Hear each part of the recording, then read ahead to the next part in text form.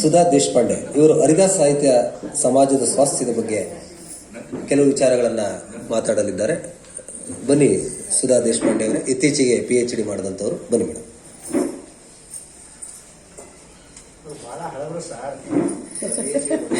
PhD ಮಾಡಿದ ಇತ್ತೀಚೆಗೆಲ್ಲ ಅದೇ same topic sir. ಇರೋದೇ 4 ವಿಷಯಗಳಲ್ಲಿ ಏನಂತಾರೆ, ಕೆಲವು ಅದರಲ್ಲೇ ಐಸೋಲೇಟೆಡ್ ಆಗಿದ್ದೀವಿ, ಏನು ಮಾಡೋಕ್ಕಾಗಲ್ಲ. ಆದರೂ ನೋಡುವವರ ದೃಷ್ಟಿಕೋನ, ಬರೆಯೋರ ದೃಷ್ಟಿಕೋನ ಬೇರೆ ಆಗಿರ್ಬೋದು ಅಂತ ಅನ್ಕೋತೀನಿ ಅಷ್ಟೇ.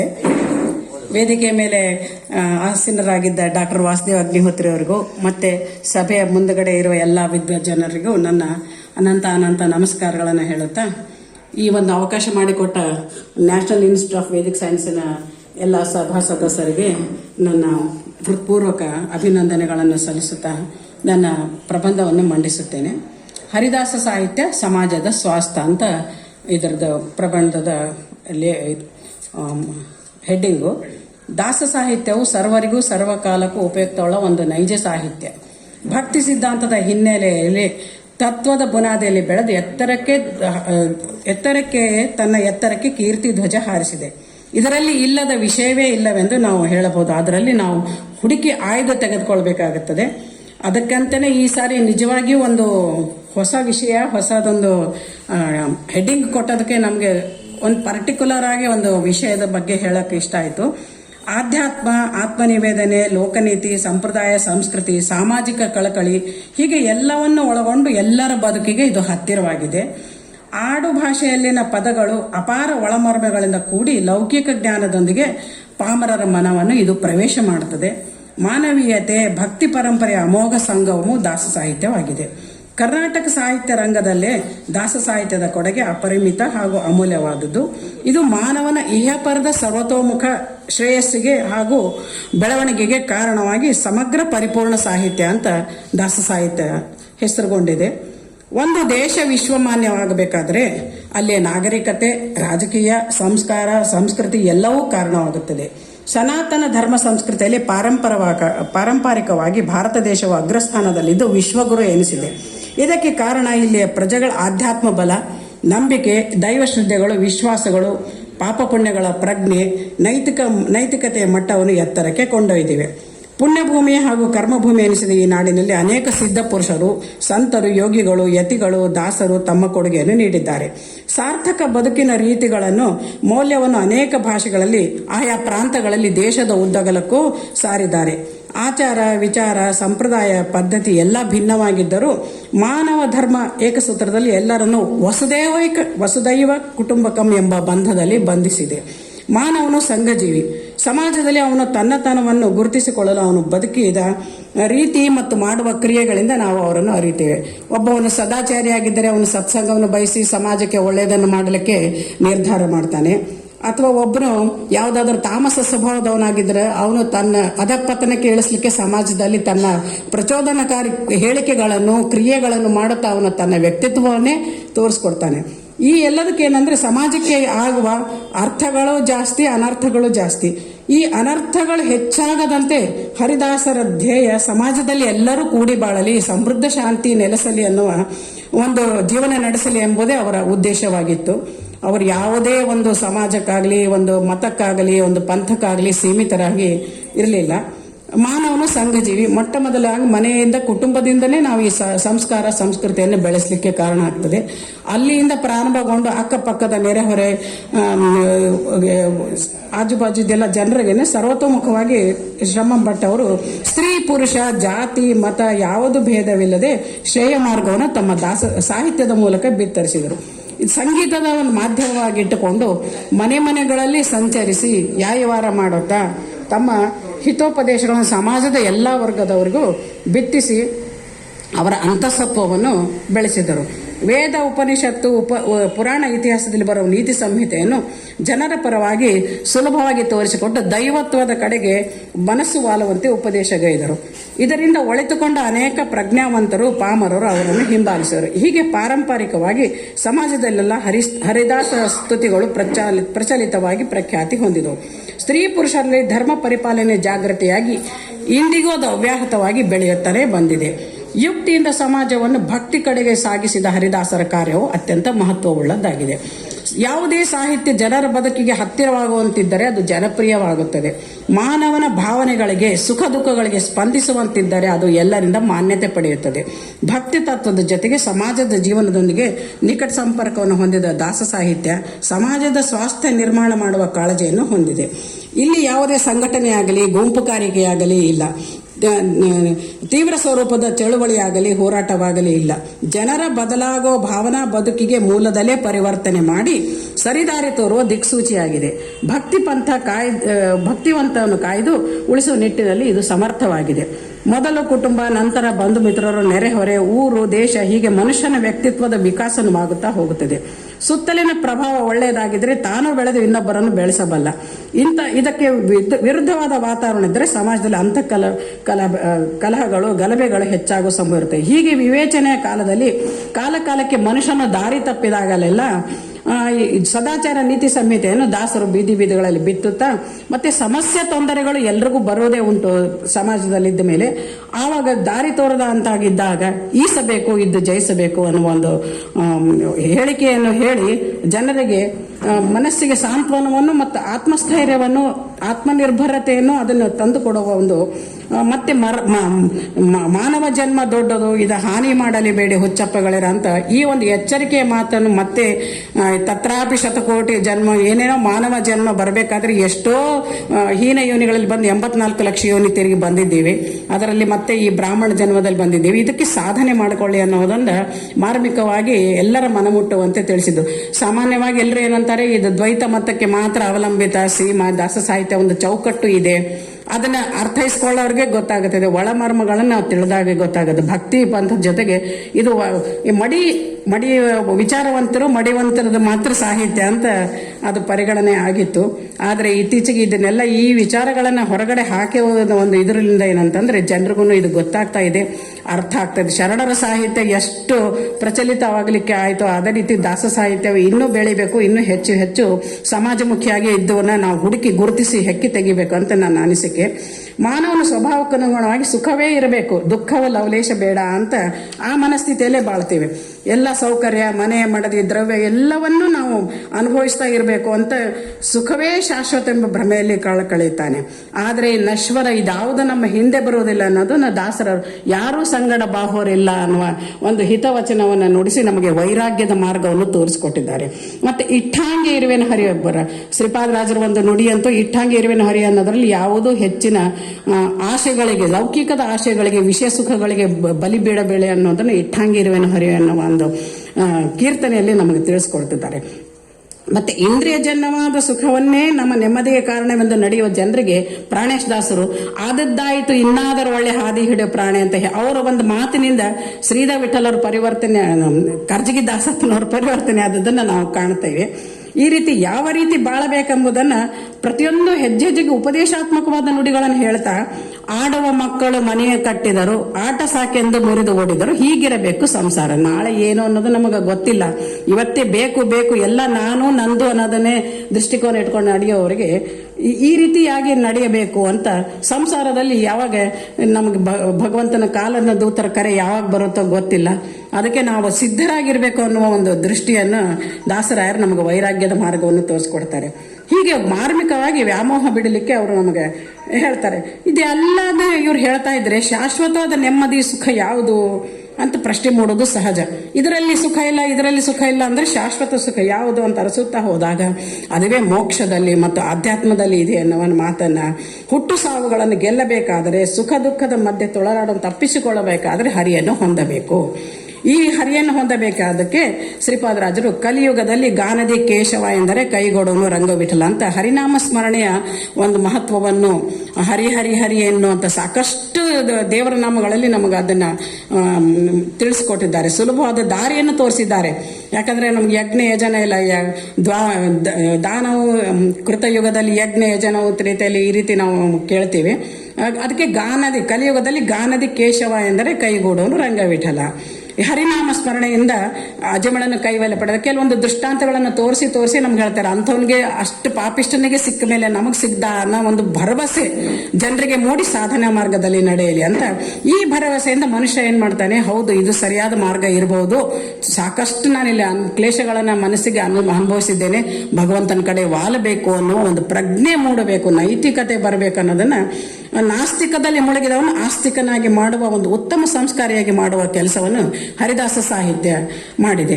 ಈ ಮೂಲದಿಂದಲೇ ಅಂದ್ರೆ ಹೊರಗಡೆಕ್ಕಿಂತ ಹೆಚ್ಚಾಗಿ ಮೂಲದಿಂದಲೇ ಮನುಷ್ಯನ ಅಂತರಂಗನು ಪ್ರವೇಶ ಮಾಡಿ ಬದಲಾವಣೆ ತರುವುದು ದಾಸ ಸಾಹಿತ್ಯದ ದೂರದೃಷ್ಟಿ ಅಂತ ನನ್ನ ಅನಿಸಿಕೆ. ಮಾನವೀಯ ಮೌಲ್ಯಗಳಿಗೆ ಮಿಡಿಯುವ ದಾಸರ ಹೃದಯವು ಸಮಾಜದ ವ್ಯಕ್ತಿಗಳಿಗೆ ತುಂಬಾ ಹತ್ತಿರವಾಗಿ, ಸಾಮಾನ್ಯವಾಗಿ ಎಲ್ಲರೂ ಆರಾಮವಾಗಿದ್ದವ್ರಕ್ಕಿಂತ ಹೆಚ್ಚಾಗಿ ಯಾರು ನೋವಿನಲ್ಲಿದ್ದರೂ ಅವ್ರ ಕಡೆ ಜಾಸ್ತಿ ವಾಲ್ವು ತೋರಿಸಿದ್ದು ದಾಸ ಸಾಹಿತ್ಯದಲ್ಲಿ, ದಾಸರಲ್ಲಿ ನಾವು ಕಂಡು ಬರ್ತಿದೆ. ಜನಕ್ಕೆ ಚಿಂತೆ ಯಾಕೆ ಮಾಡದಿದ್ದಿ, ಚಿನ್ಮಯನಿದ್ದಾನೆ ಪ್ರಾಣಿ. ನಾವು ಪ್ರತಿಯೊಂದು ಹೆಜ್ಜೆಗೂ ಚಿಂತೆ, ಹಿಂದಿನ ಕಾಲದಲ್ಲಂತೂ ನಾವು ಅದರಲ್ಲೇ ಮುಳುಗಿದ್ದೀವಿ. ಯಾವುದಕ್ಕಾದ್ರೂ ಅವನು ಇದ್ದಾನೆ ಅನ್ನೋ ನಂಬಿಕೆ, ಭರವಸೆಯನ್ನು ಮೂಡಿಸ್ಲಿಕ್ಕೆ ಚಿಂತೆ ಯಾಕೆ ಮಾಡ್ತಿದ್ದೆ ಅಂತ, ಎಳ್ಳು ಮೊನೆಯ ಮುಳ್ಳು ಕೊನೆಯ ಎಲ್ಲ ಠಾವಿನಲ್ಲಿ ಅವನು ಇದ್ದಾನೆ ಅಂತ ಅನುಸಂಧಾನ ಮಾಡಿಕೊಂಡು ನೀನು ನಡಿ, ಇಟ್ಟಾಗೆ ನಡೆದುಕೊಂಡು ಹೋದ್ರೆ ನೀನು ಪರಿಪೂರ್ಣತೆಯ ಕಡೆಗೆ ನಮ್ಮನ್ನು ಕೊಂಡೊಯ್ಯೋ ಸಾಹಿತ್ಯವನ್ನು ಅವ್ರು ಮಾಡಿದ್ದಾರೆ. ಇನ್ನು ಬರಹದಲ್ಲೇ ನಾವು ಇದನ್ನು ನೋಡೋದಕ್ಕಿಂತ ಅವರ ವ್ಯಕ್ತಿತ್ವದಲ್ಲೇ ನಾವು ಇದನ್ನು ಕಂಡುಕೊಂಡಿದ್ದೇವೆ. ವ್ಯಕ್ತಿತ್ವ ಭಕ್ತಿ ಪಂಥದ ಜೊತೆಗೆ ಏನಂತಂದ್ರೆ ಒಬ್ಬೊಬ್ಬರ ದಾಸರ ಬದುಕು ಬರಹಗಳ ಜೊತೆಗೆ ಬದುಕು ಕೂಡ ಅವರ ಆದರ್ಶ ಮತ್ತು ಅನುಸರಣೀಯವಾಗಿತ್ತು. ಅವರ ಜೀವನ ಅನುಭವದಲ್ಲಿ ನಡೆದ ಅನೇಕ ಘಟನೆಗಳು, ಸಂಘರ್ಷಗಳು, ನಮ್ಮ ಗೆದ್ದು ಬಂದ ರೀತಿ ನೀತಿ ಸಮಾಜದಲ್ಲಿ ಎಲ್ಲವೂ ಕೈಗನ್ನಡಿಯಾಗಿತ್ತು. ನಡೆನುಡಿಗಳು ನಿತ್ಯ ಸತ್ಯ. ಆದ್ದರಿಂದ ಸಮಾಜ ಅವರನ್ನು ಗೌರವ ಆಧಾರದಿಂದ ಕಂಡು ನಾವು ಅವರನ್ನು ಅನುಸರಿಸ್ತಾ ಇದ್ದೇವೆ. ಯಾವ ವ್ಯಕ್ತಿಯು ತನ್ನಿಂದ ತಾನೇ ಬೆಳೆಯಲಾರ, ಆತನಿಗೆ ಒಬ್ಬ ಗುರು ಬೇಕು ಹಾಗೂ ಗುರಿ ಬೇಕು. ಈ ಎರಡನ್ನೂ ಸಮಾಜಕ್ಕೆ ಕೊಟ್ಟದ್ದು ಹರಿದಾಸರು ಮತ್ತು ಅವರ ರಚನೆಗಳು. ಅವರ ಶಬ್ದ ಹೊರಮುಖವಾಗಿ ಬೆಳೆಯಲು ಕಾರಣವಾಯಿತು. ಹೀಗೆ ವ್ಯಕ್ತಿ ಮನೋವಿಕಾಸದಿಂದ ವ್ಯಕ್ತಿತ್ವ ಪರಿಪೂರ್ಣ ಹೊಂದಲು ಸಾಧ್ಯವಾಯಿತು. ಮೇಲೆ ತಿಳಿಸಿದ ಎಲ್ಲಾ ಸಂಗತಿಗಳು ಅವರವರ ಅನುಭವಕ್ಕೆ ಬರಬೇಕು. ಈ ಅನುಭವದಲ್ಲಿ ಅಮೃತತ್ವ ಇದೆ. ಇದೇ ಅಂತರಂಗ ಸ್ವಾಸ್ಥ್ಯ. ಮನಶುದ್ಧಿಯುಳ್ಳ ಮಾನವನ ಅಂತರ್ಬಹಿರ್ ವ್ಯಾಪಾರಗಳೆಲ್ಲ ಹರಿಗೆ ಸಮರ್ಪಿತವಾದಾಗ ಸಾರ್ಥಕ ಬದುಕು ಎನಿಸುತ್ತದೆ. ಈ ಧನ್ಯತಾಭಾವವೇ ಮನುಷ್ಯನ ಸುಖಕ್ಕೆ ಕಾರಣವಾಗುತ್ತೆ ಅಂತ ಸುಖದ ಮೂಲವನ್ನ ನಾನು ಇಲ್ಲಿ ಬಿಂಬಿಸಲಿಕ್ಕೆ ಪ್ರಯತ್ನ ಮಾಡಿದ್ದೇನೆ. ಇದು ಒಂದು ದೃಷ್ಟಿಕೋನವಾದರೆ, ಇನ್ನೊಂದು ಅತಿಯಾಗಿ ಇಚ್ಛಿಸುವುದು ಮನುಷ್ಯನ ಅಧಪತನಕ್ಕೆ ಕಾರಣವಾಗುತ್ತದೆ. ಅಷ್ಟಮದಗಳಲ್ಲಿ ನಮಗೆ ಧನಮದ ಅಂದ್ರೆ ಶ್ರೀಮಂತಿಕೆಯ ಒಂದು ಇದು ಏನಂದ್ರೆ ಸಮಾಜದಲ್ಲಿ ಭೇದವನ್ನು ಹುಟ್ಟಿಸ್ಲಿಕ್ಕೆ, ಸಮಾಜದಲ್ಲಿ ನಾನು ಕೀಳು ಮೇಲು ಅನ್ನೋದನ್ನ ಮೊಟ್ಟ ಮೊದಲು ಹುಟ್ಟಿಸೋದು ಧನ ಅನ್ನುವಂತ ನನ್ನ ಅನಿಸಿಕೆ. ಅದನ್ನ ಖಂಡಿಸುತ್ತಾ ತಾಮ್ರದ ದುಡ್ಡು ಹೇಳ್ತಾರೆ, ತಾಮ್ರದ ಗಾದೆ ಮಾತು, ತಾಮ್ರದ ದುಡ್ಡು ತಾಯಿ ಮಕ್ಕಳನ್ನು ಅಗಲಿಸ್ತಂತ. ಆ ರೀತಿ ಈ ಗಾದೆಯಂತೆ ಅಹಂಕಾರ, ನನ್ನ ಹತ್ರ ದುಡ್ಡಿದೆ ಅನ್ನೋ ಮದದಿಂದ ವರ್ತನೆ ಮಾಡುವ ಮನುಷ್ಯನಿಗೆ ಪ್ರಾಣೇಶ್ ದಾಸರು ಹೇಳ್ತಾರೆ, ಸೊಕ್ಕಿಲೆ ಇರಬೇಡ ಹುಚ್ಚು ಪ್ರಾಣಿ, 20,000 ಹೊನ್ನಿನ ಬಿಗಿವಿಲಿ ಒಪ್ಪಿಲ್ಲ ದುರ್ವಿ ಅದನ್ನು ಕಾಳಿ ದರ್ಪ ಪ್ರಾಣೇಶ ವಿಠಲನಿಗೆ ಕೊಡಲಪ್ಪ ಅಮ್ಮ ಎಂದು ಹೊಡಕೊಂಬೆ ಮರಳೆ. ಅವನಿಗೆ ಕೊಟ್ಟಿದ್ದಾನೆ ನನಗೆ ಕೊಟ್ಟಿಲ್ಲ ಅಂತ ಹೊಡ್ಕೋಬೇಡ, ಪ್ರಾಣೇಶ ವಿಠಲ ನಿನ್ಗೆ ಏನ್ ಕೊಟ್ಟಿದ್ದಾನೆ ಅದರಲ್ಲಿ ತೃಪ್ತಿಯಿಂದ ಇರು ಅನ್ನೋ ಒಂದು ಆಡು ಭಾಷೆಯಲ್ಲಿ ಬೈದು ಬುದ್ಧಿ ಮಾತನ್ನ ಹೇಳ್ತಾರೆ. ಆಮೇಲೆ ರೊಕ್ಕ ಎರಡಕ್ಕೂ ದುಃಖ ಕಾಣಕ್ಕ, ನವಕೋಟಿ ನಾರಾಯಣ ಅಂತ ಪ್ರಸಿದ್ಧರಾದ ಅವರೇ ದೃಷ್ಟಾಂತನೇ ನಮಗಿದೆ. ಅದನ್ನೆಲ್ಲ ಏನಂತಾರೆ, ಕ್ಷಣಿಕವಾಗಿ ನಶ್ವರ ಅಂತ ಬಗೆದು ತುಳಸಿದಳ ಇಟ್ಟು ಹೊರಗಡೆ ಕುಟುಂಬ ಸಮೇತ ಬಂದ ಪುರಂದಾಸರ ಚರಿತ್ರೆ ಅಂತ ನಮ್ಮ ಕಣ್ ಮುಂದೆನೇ ಇದೆ. ಈ ರೀತಿ ಏನಂತಂದ್ರೆ ತೃಣವೆಂದು ಭಾವಿಸಿದ್ದ ಜೀವದಲ್ಲಿ ನಾವು ಕಾಣ್ತೇವೆ. ಹೆಚ್ಚು ಪ್ರಾಮುಖ್ಯತೆ ಕೊಡುವ ಅಂಶವನ್ನು ಸನ್ಮಾರ್ಗವನ್ನು ಅವರು ತೋರಿಸಿದ್ದಾರೆ. ಇಹಪರಕ್ಕೆ ಸುಖ ಕೊಡೋದು ಹರಿನಾಮ ಸ್ಮರಣೆ ಎನ್ನುವುದೇ ಲೋಕದ ನೀತಿ. ಇನ್ನು ವಾದರಾಜರು ಕೂಡ ಹಣವೇ ನಿನ್ನ ಗುಣವೇನು ಬಣ್ಣಿಸಲಿ ಎಂದು ಹಣದಿಂದ ಆಗುವ ಅನರ್ಥವನ್ನು ತೋರಿಸಿದ್ದಾರೆ. ಏನು ತೋರಿಸ್ತಾರೆ ಅಂತಂದ್ರೆ, ಬೆಲೆಯಾಗದವನ್ನೆಲ್ಲ ಬೆಲೆಯ ಮಾಡಿಸುವಿ, ಎಲ್ಲ ವಸ್ತುಗಳನ್ನು ಇದ್ದಲ್ಲೇ ತರಿಸುವಿ, ಕುಲಗೆಟ್ಟವರ ಸತ್ಕುಲಕ್ಕೆ ಸೇರಿಸುವಿ, ಹೊಲೆನಾದರೂ ತಂದು ಊರೊಳಗಿರಿಸುವಿ, ಅರಿಯದ ಶುಂಠನ ನರನ ಮಾಡಿಸುವಿ, ಸಿರಿಹಯವನ ಸ್ಮರಣೆ ಮರಿಸುವಿ. ಅಲ್ಲಿ ದುಡ್ಡು ಬಂದಾಗ ನಾವು ಭಗವಂತನ ಸ್ಮರಣೆ ಮರ್ತು ಬಿಡ್ತೀವಿ. ಯಾಕಂದ್ರೆ ಸುಖದ ಲೋಲುಪ್ತನಲ್ಲಿ ಆಗಿದ್ದಾಗ ನಮಗೆ ಕಷ್ಟದ ಅರಿವು ಆಗಲ್ಲ, ಎಲ್ಲ ದುಡ್ಡಿದೆ ಆರಾಮಾಗಿದ್ದೀವಿ ಅಂತ ಅನ್ಕೊಂಡ್ಬಿಡ್ತೀವಿ, ಅದರಲ್ಲೇ ಮರ್ತು ಭಗವಂತನ. ಅದಕ್ಕೆ ಹೇಳ್ತಾರೆ ಅವರು, ಹಯವದನನ ಸ್ಮರಣೆ ಮರಿಸುವಿ. ಆದರೆ ಮನುಷ್ಯನಾಗಿ ಬಂದದ್ದಕ್ಕೆ ಸಾರ್ಥಕತೆ ಏನು ಅಂತಂದ್ರೆ ಭಗವಂತನ ಸ್ಮರಣೆನೇ ಮುಖ್ಯ. ಅವನ ವಿಸ್ಮರಣೆಯೇ ಪಾಪ, ಅವನ ಸ್ಮರಣೆಯೇ ಪುಣ್ಯ. ಪಾಪ ಪುಣ್ಯಗಳ ತುಲನಾತ್ಮಕ ದೃಷ್ಟಿಯಿಂದ ನೋಡಿದರೆ ಅವನ ವಿಸ್ಮರಣೆ ನಮಗೆ ಪಾಪ. ಇನ್ನು ನಮ್ಮ ಬಳಿ ಧನವಿದ್ದಾಗ ಜನರು ಯಾವ ರೀತಿ ನಮ್ಮನ್ನು ಕಾಣ್ತಾರೆ ಅನ್ನೋದನ್ನ ಶ್ರೀಪಾದರಾಜ್ ಹೇಳ್ತಾರೆ. ಉಂಟಾದ ಕಾಲಕ್ಕೆ ನೆಂಟರು ಇಷ್ಟರು ಬಂಟರಾಗಿ ಬಾಗಿಲ ಕಾಯುವರು, ಉಂಟಾದ ತನ ತಪ್ಪಿ ಬಡತನ ಬಂದರೆ ಒಂಟೆಯಂತೆ ಗೋಣ ಮೇಲೆತ್ತುವರು. ಇದು ಸಾಮಾನ್ಯವಾಗಿ ಇವೆಲ್ಲ ದೃಷ್ಟಾಂತಗಳನ್ನು ನಾನು ಹೇಳ್ದ ಹೋದಾಗ ಇನ್ನೊಬ್ರು ಹರಪನಹಳ್ಳಿ ಭೀಮವ್ವನವರು ಮಹಿಳಾ ಹರಿದಾಸರ ಬಗ್ಗೆನೂ ಸ್ವಲ್ಪ ನಾನು ಅವಲೋಕನ ಮಾಡಿ ಒಂದು ಅವ್ರದನ್ನು ಹೇಳೋಣ ಅನ್ಕೊಂಡೆ. ಏನು ಅವರ ಶುಕ್ರವಾರದ ಹಾಡು ಶನಿವಾರದ ಹಾಡಲ್ಲಿ ಹೇಳ್ತಾರೆ. ಶನಿವಾರದ ಹಾಡಲ್ಲಿ ಅವ್ರ ಬಡತನದಿಂದ ಬಂದು ತಂಗಿ ಮನೆಗೆ ಬಂದಾಗ ಅಕ್ಕ ಹೇಳ್ತಾಳೆ, ನಿರ್ಧನನಾದವನು ಧನಿಕರ ಮನೆಗೆ ಬರಬಾರದು, ಅಪಮಾನ ಸಹಿಸಬೇಕು ಅನ್ನೋದಕ್ಕೆ ಹುಟ್ಟ ಬಡವರು ಬರಬಾರದು, ಅಟ್ಟುಂಬ ಮನೆಯ ಬಾಗಿಲಿಗೆ ಕಷ್ಟದಿ ಕಾಲ ಕಳೆಯಲಾರದಿದ್ರೆ ಕೆಟ್ಟಡವಿ ಸೇರೋದು ಲೇಸಕ್ಕೆ. ಅಟ್ಟುಂಬ ಮನೆಯ ಬಾಗಿಲಿಗೆ ಬಡವರು ಮಾತ್ರ ಬರಬಾರ್ದು, ಅದರಿಂದ ನಮಗೆ ಅಪಮಾನನೇ ವಿನಃ ಇದು ಅಲ್ಲ, ಸುಖ ಇಲ್ಲ ಅಂತ ಹೀಗೆ ಸಮಾಜದಲ್ಲಿ ನಡೆಯೋದನ್ನು ಕಂಡ ಇವರ ಮಾತುಗಳು ಸ್ವಾನುಭವಗಳಿವು. ಹೊರಪನಹಳ್ಳಿ ಭೀಮನವರಂತೂ ಸ್ವಾನುಭವದ ಮಾತು. ತುಂಬ ಕಷ್ಟವನ್ನು ಪಟ್ಟವರು ವಿಜಯದಾಸರು. ಅವರೆಲ್ಲರ ಜೀವನದಲ್ಲೂ ನಾವು ಇದನ್ನು ಕಂಡವರೇ ಇದ್ದೀವಿ. ಬಡತನ ಶ್ರೀರ್ತನ ದೊಡ್ಡದಲ್ಲ, ಆದರೆ ಅವರು ಬಾಳೆ ಬದುಕಿದ್ದು ಕೂಡ ನಮಗೆ ಬರಹಕ್ಕಿಂತ ಬದುಕು ಅವ್ರದ್ದು ನಮಗೊಂದು ಆದರ್ಶ ಅಂತ ಹೇಳ್ಬೋದು. ಇದರಿಂದ ಅಪಮಾನವಾದರೆ ಒಳಿತು ಎಂದು ನೊಂದ ಮನಕ್ಕೆ ಸಮಾಧಾನ ಪಡಿಸುತ್ತಾರೆ. ಸಮಾಜದ ಎಲ್ಲರೂ ನಾನು ನಮ್ಮವರು ಎಂದುಕೊಂಡಾಗ ದೂರ ಆದಾಗ ನಮಗೆ ಅವಾಗ ಏನಾಗುತ್ತೆ ಅಂದ್ರೆ ನಿಜವಾಗಿ ಭಾಗವತದಲ್ಲಿ ಬರುತ್ತೆ. ಮೊಟ್ಟ ಮೊದಲಿಗೆ ನಾನು ಯಾರನ್ನಾದ್ರೂ ನನ್ನವನು ಅಂತ ಅನ್ಕೊಂಡಾಗ ಅವ್ರ ಸಂಪತ್ತನ್ನೇ ಅಪಹಾರ ಮಾಡಿಬಿಡ್ತೀನಿ. ಯಾಕಂತಂದ್ರೆ ಸಂಪತ್ತಿದ್ರೆ ಬಲಿ ಚಕ್ರವರ್ತಿನ ಕಟ್ಟಿ ಹಾಕಿದಾಗ ಪ್ರಹ್ಲಾದ ರಾಜಗೆ ಹೇಳಿದ ಮಾತಿದು, ಒಳ್ಳೇದು ಮಾಡಿದೆ ನೀನು. ಯಾಕೆ ಅಂತಂದ್ರೆ ಸಂಪತ್ತಿತ್ತು ಅಂದ್ರೆ ನಿನ್ನ ಸ್ಮರಣೆ ಬರ್ತಿರ್ಲಿಲ್ಲ, ಚೆನ್ನಾಗಿ ಮಾಡಿದೆ ಅಂತ ಪಾಶಕ್ಕೆ ಬಂಧಿಸಿದಾಗ ಹೇಳ್ದಂಗೆ ಇಲ್ಲಿ ಕೂಡ ಅದನ್ನೇ ಹೇಳ್ತಾರೆ. ಅದನ್ನೇ ದಾಸರಾಯರ ಇದೇ ಭಾಗವತ ಸಂಪ್ರದಾಯಗಳನ್ನೇ ಅನುಸರಿಸ್ಕೊಂಡು ಬಂದ್ರೆ ಉತ್ತಮ ಭಾಗವತೋತ್ತಮ್ರೆ. ಅದಕ್ಕೆ ಜಗನ್ನಾಥ ದಾಸ ನಮ್ಗೆ ಹೇಳ್ತಾರೆ, ಜಯ ಜಯ ಜಯ ಅಜಯ ಲಾಭ ಲಾಭ ಮಾನ ಅಪಮಾನ ಭಯ ಅಭಯ ಸುಖ ದುಃಖ ಲೋಷ್ಟ ಕಾಂಚನ ಪ್ರಿಯ ಅಪ್ರಿಯ ನಿಂದ ಸ್ತುತಿಗಳ ನಿಧಿನ ಶ್ರೀ ಅರಸ ಚಿಂತಿಸುವರು. ನಿನ್ನ ಜಯ ಬರಲಿ ಅಲ್ಲ ಅಪಮಾನ ಬರಲಿ ಮಾನ ಅಪಮಾನ ಎಲ್ಲ ನಿನಗೆ ಸ್ವಾಮಿ ಅಂತ ಈ ಚಿಂತನೆಯಿಂದ ಏನಾಗ್ತದೆ ಅಂದ್ರೆ ಮನಸ್ಸು ದೈವತ್ವದ ಕಡೆಗೆ ವಾಲ್ತದೆ. ಅಪಮಾನ ಆದರೆ ಒಳಿತು. ಯಾಕೆ ಅಂತಂದ್ರೆ ಭಗವಂತನ ಕಡೆಗೆ ವಾಲಿಸ್ಕೊಂಡು ಹೋಗ್ಲಿಕ್ಕೆ ಮನಸ್ಸು ಪ್ರಯತ್ನ ಮಾಡ್ತದೆ. ಈ ದೈವಿ ಪ್ರಜ್ಞೆ ಮಾನವನ ಸ್ವಾಸ್ಥ್ಯ ಬದುಕಿಗೆ ಶ್ರೇಯಸ್ಸಿಗೆ ಕಾರಣ ಆಗ್ತದೆ.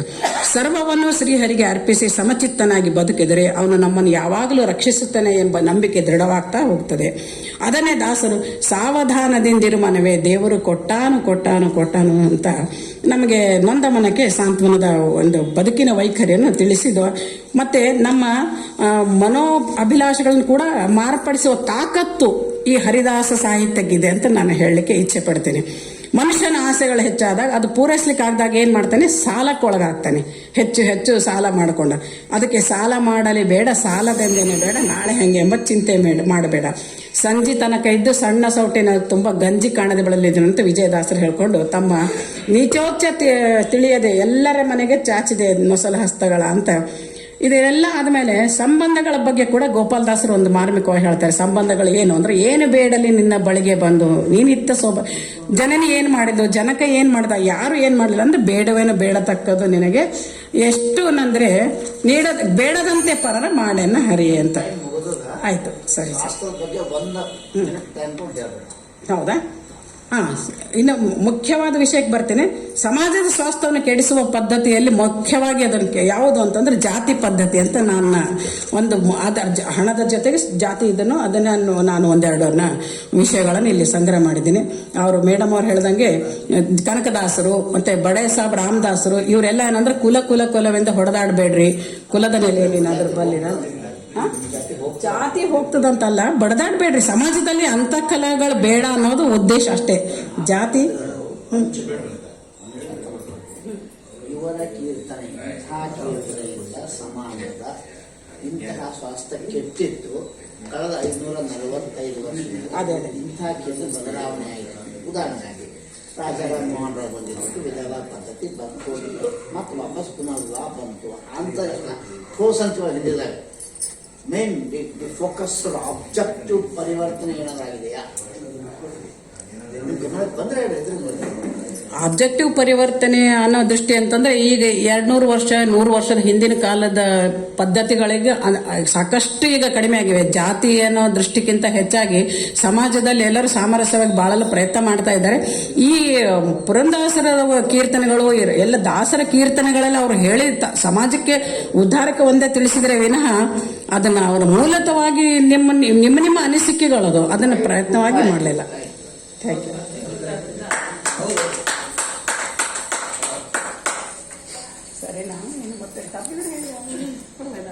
ಕೂತ್ಕೊಳ್ಳಿ ಒಂದು ನಿಮಿಷ ಮೇಡಮ್, ಕೂತ್ಕೊಳ್ಳಿ. ಸ್ನೇಹಿತರೆ, ಸುಧಾ ದೇಶಪಾಂಡೆ ಅವರು ಹರಿದಾಸ ಸಾಹಿತ್ಯದ ಸಮಾಜದ ಸ್ವಾಸ್ಥ್ಯದ ಬಗ್ಗೆ ಮಾತಾಡಿದ್ರು. ಅವರಿಗೆ ಹೃತ್ಪೂರ್ವಕವಾದ ಅಭಿನಂದನೆಗಳು. ಅವರಿಗೆ ಅಭಿನಂದಿಸಬೇಕು ಅಂತ ಭಾರತಿ ನಾಗೇಂದ್ರ ಅವರನ್ನ ಕೇಳ್ಕೊಳ್ತೀವಿ. ಬನ್ನಿ ಮೇಡಮ್, ಭಾರತಿ ನಾಗೇಂದ್ರ ಅವರು.